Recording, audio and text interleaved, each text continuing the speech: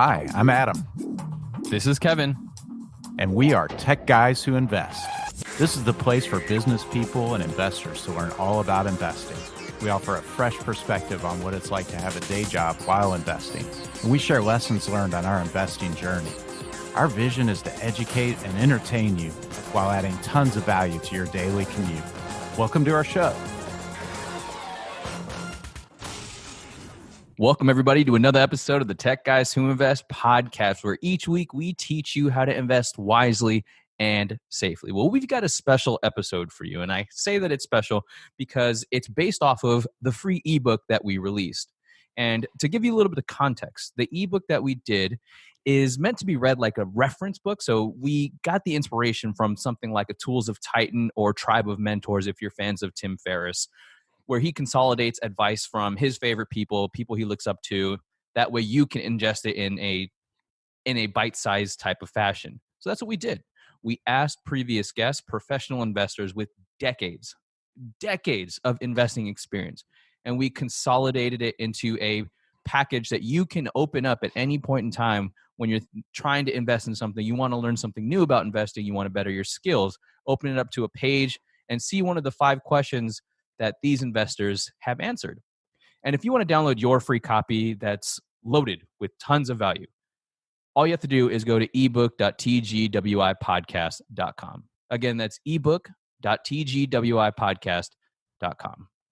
So for this episode of the show, we picked 3 of the questions to share our answers with you. So as Kevin just explained, we had previous guests, wise investors with tons of experience, answer the questions. On today's episode, me and Kevin are going to answer the questions that we asked them. We'll answer our own questions.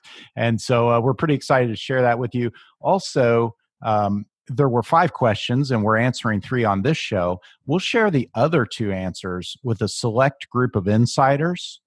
And later in the show, we'll tell you how to get into that group and be one of those insiders.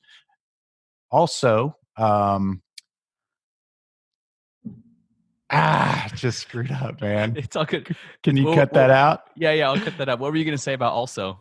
I got myself confused. I was at the end of my rope there and I got myself confused. I should have just shut up and turned it over to you. No, it's okay. It's all good. Okay, so pick it up when you're ready here. All right.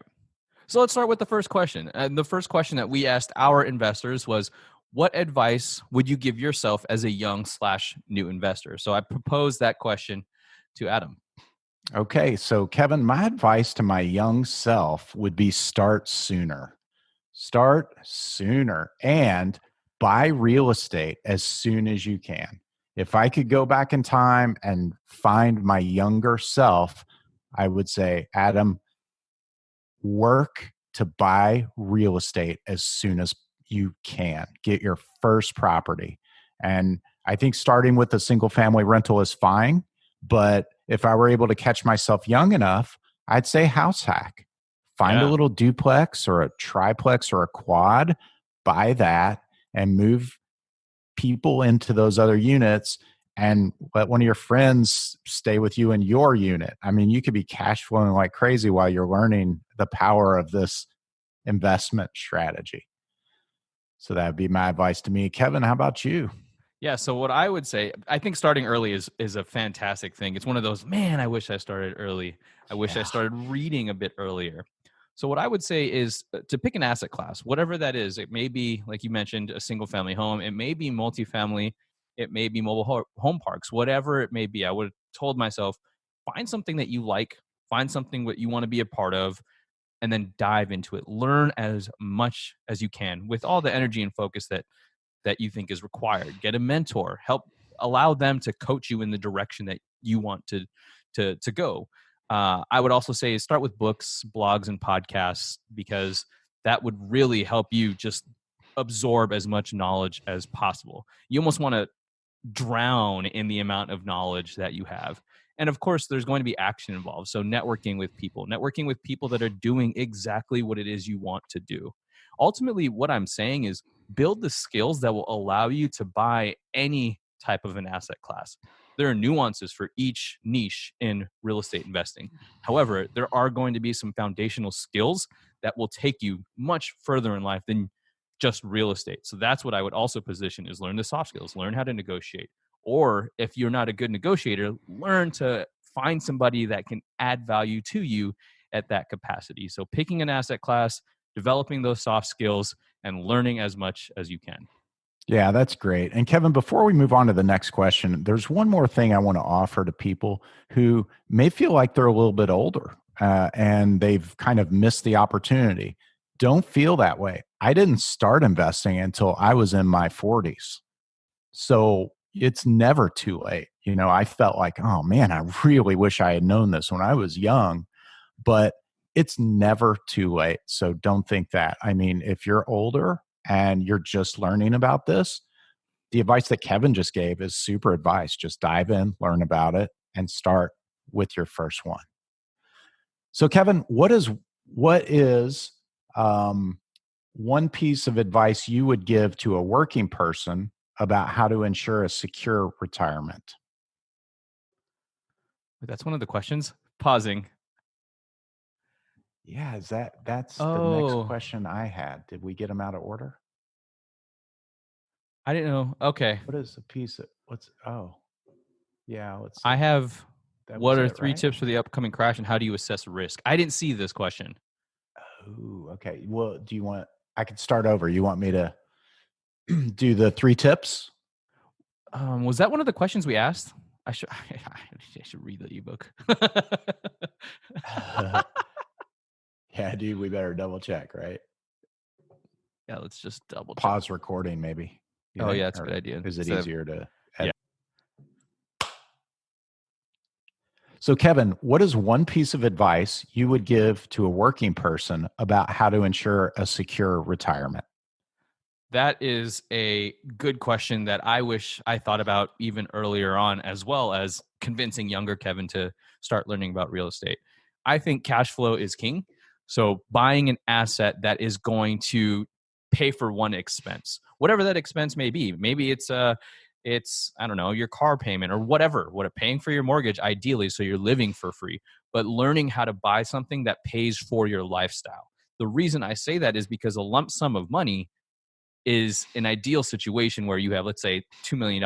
I don't know very many people that have $2 million sitting in their 401k, right? But you can imagine the buying power you have with $2 million and how much cash flow you can generate with that instead and how much of an income that can generate. So learning how to buy something that can pay some type of an income. And that may be while you and I are partial to real estate, that could be stocks. I don't know much about it, but you could get something that pays dividends. Ultimately, buy something that is going to produce a stream of income.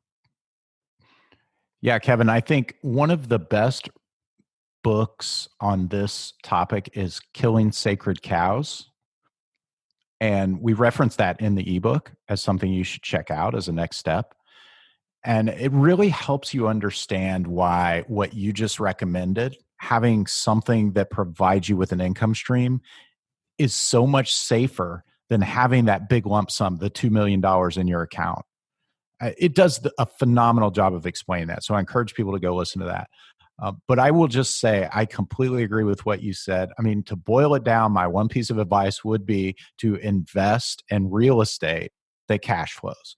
And the way I think about retirement since I begun to educate myself on, financial and freedom and wealth matters is it's changed quite a lot. I used to think about retirement in terms of having enough accumulated to be able to live off of this scarce bit of interest that it would provide me and just hoping I never ran out of money before it depleted. Right. But now I think about buying these assets that cash flow. And as you said, well, will pay for things that you have for expenses you have in your life. Do that while you're still working. As that's paying for things, then retirement is kind of a non-concept almost. It's like it's no different than any other time where my assets put off cash flow that pay for things I need.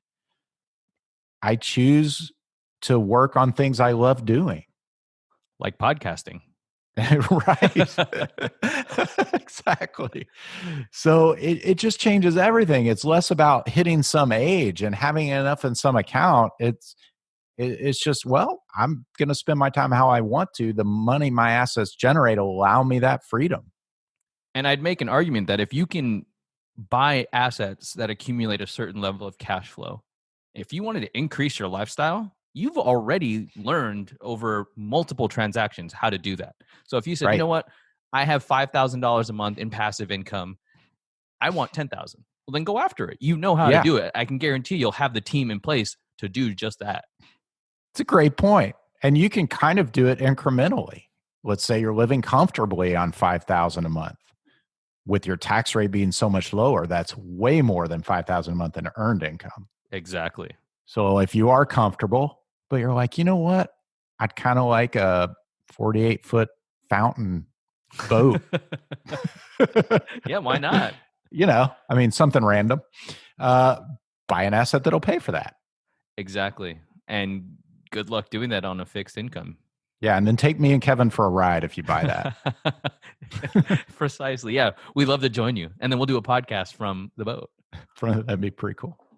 All right. So, one of my favorite questions that we asked the guest was, what are your 3 tips for the upcoming crash? And I know that sounds ominous. It sounds like gloom and doom, especially with what you're seeing in the news as with Right. coronavirus and how the economy is being affected. But I think it's a relevant question. So, what would be your tips, Adam? Yeah. So my tips would be it would start with being conservative in your underwriting and deal analysis.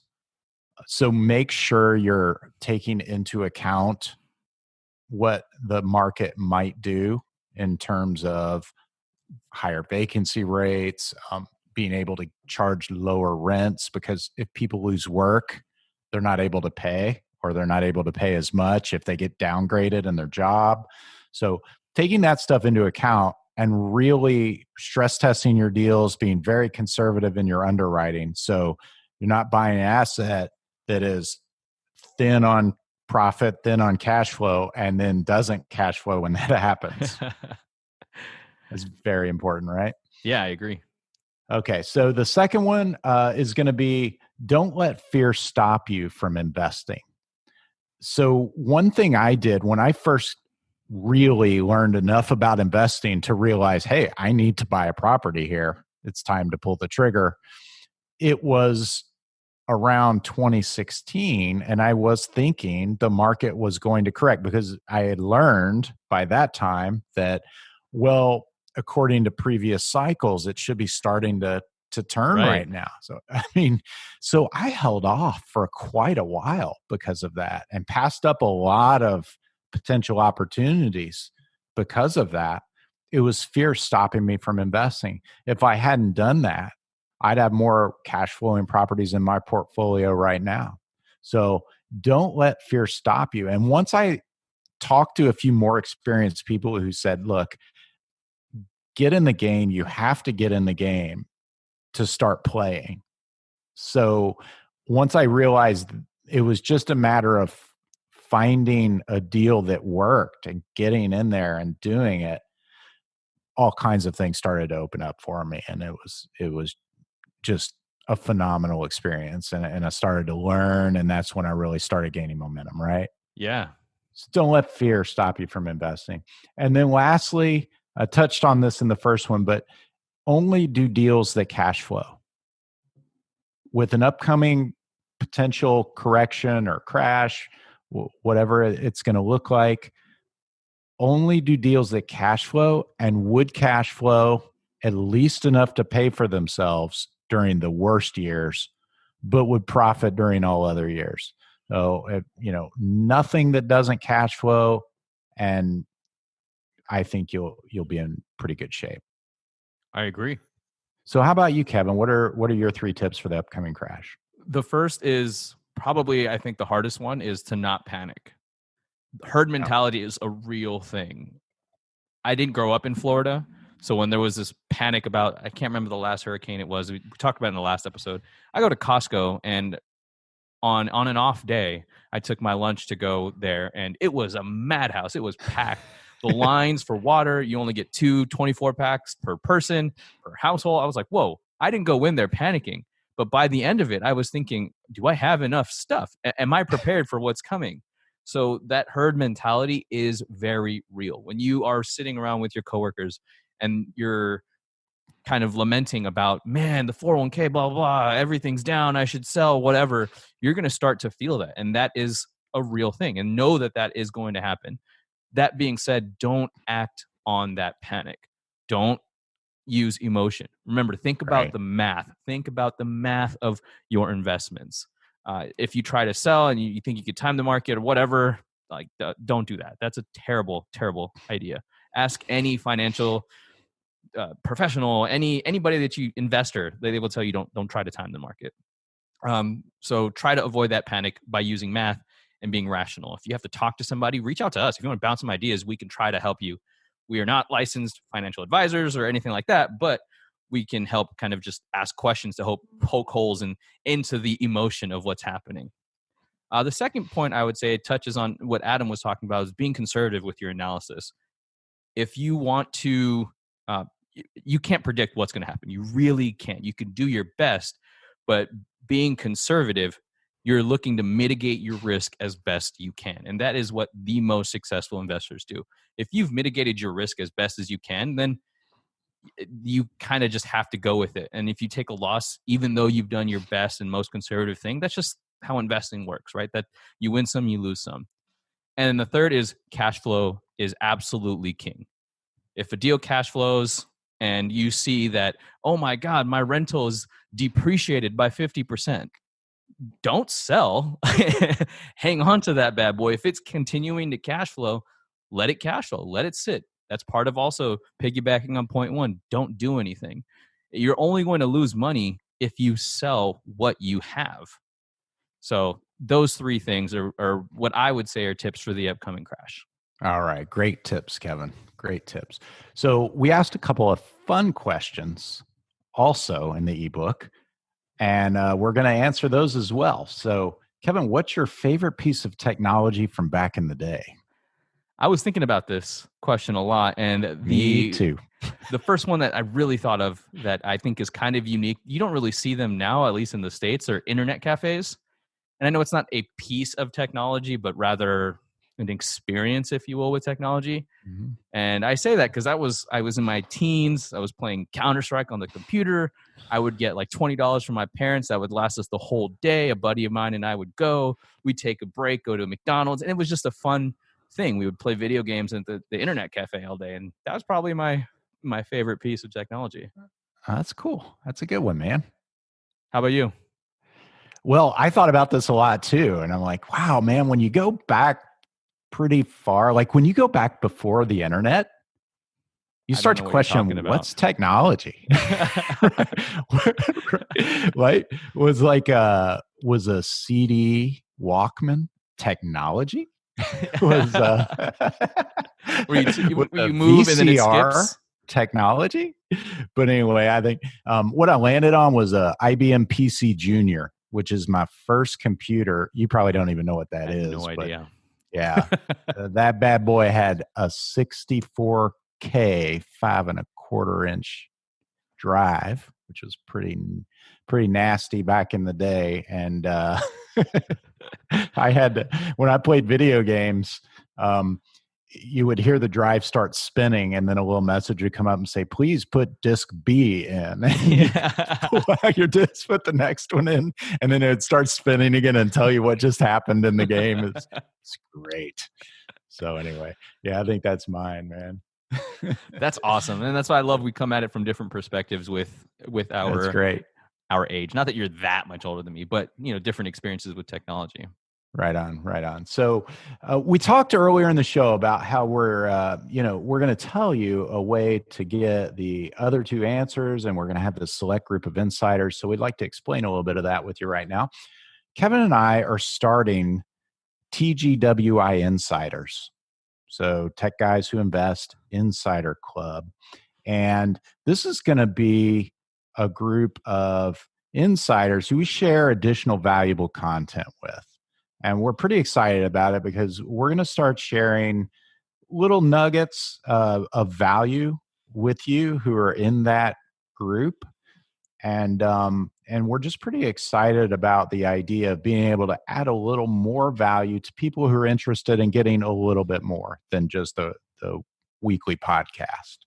Yeah, on top of that, the added value will be things like maybe our opinion on our favorite piece that the guest answered, and we dive into that. And our goal isn't to be a whole separate podcast. We want, as Adam was mentioning, a little nugget, so a morsel. We're thinking less than 10 minutes of either a video or an email or us talking about an article or books that we read.